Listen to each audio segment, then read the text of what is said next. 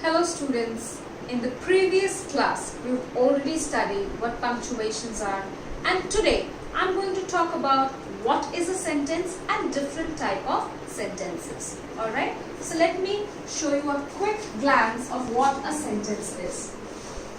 A sentence is a group of words which makes a complete sense, meaning it has to have a meaning. For example, Prashant went to London. Alright, so Prashant went to London. Are you getting it? Who went to London? Where did Prashant go? All these questions are being answered and we are getting a complete sense about it. Right? Now the next example, so he fell ill. This is another example. Okay. Now who is this so he fell ill? Who is this he over here? And why did he fall ill? We are not getting a complete answer to the question, so it's not making a complete sense. That means this is not a sentence. Alright? Now we'll talk about what is a phrase. Phrase, a group of words that makes partial sense. Partial means half sense, okay? Not a complete sense. And it does not have a verb. Alright? For an example, after dinner, without permission.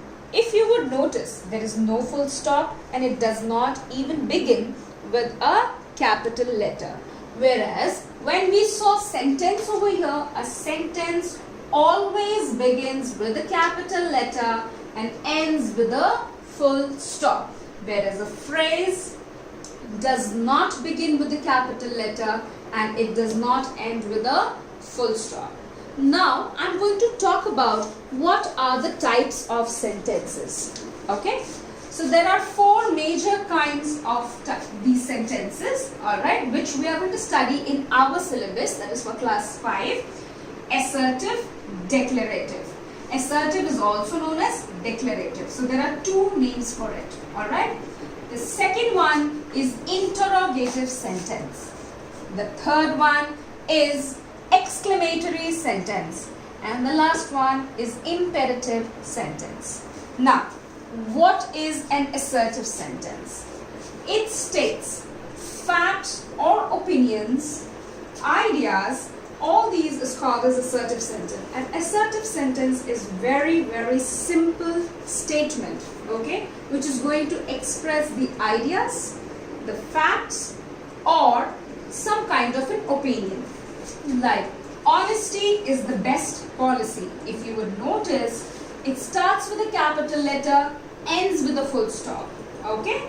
Next example. Neeta ate chocolate cake. Okay?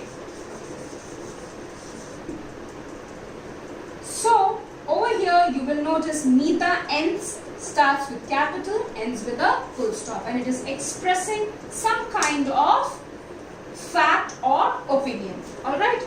Now, assertive is divided into two parts, children. Okay? Now, what are those two parts? It's called the affirmative and the negative. What is affirmative? Affirmative, the word affirmative means a positive sentence. Okay? The word affirmative means positive. So a sentence that is positive in nature is called affirmative sentence. What is negative? You know the word negative. A sentence that is negative in nature is called negative sentence. Now, positive or affirmative, I'm going to give you an example. So from this one example, we can convert this into negative. Alright? Example, Masha likes to play football. Right? So Masha likes to play football. What will be the negative of it? Masha does not like to play football. Right? Next. Second is interrogative sentence. A sentence that is asking some kind of a question. The word interrogative itself means interrogation. Asking a question. Alright? A sentence that asks question is called as interrogative sentence. It starts with capital letter and ends with a question mark. For an example, how are you? You can see question mark. So starting with capital, ending with a question mark. Next example, is that your bag? So I, capital, ending with question mark. Now we are going to move on to the third part, that's called the exclamatory sentence. When I taught you punctuation, I have talked about what an exclamation mark is. So relating to that, an exclamatory sentence is being structured.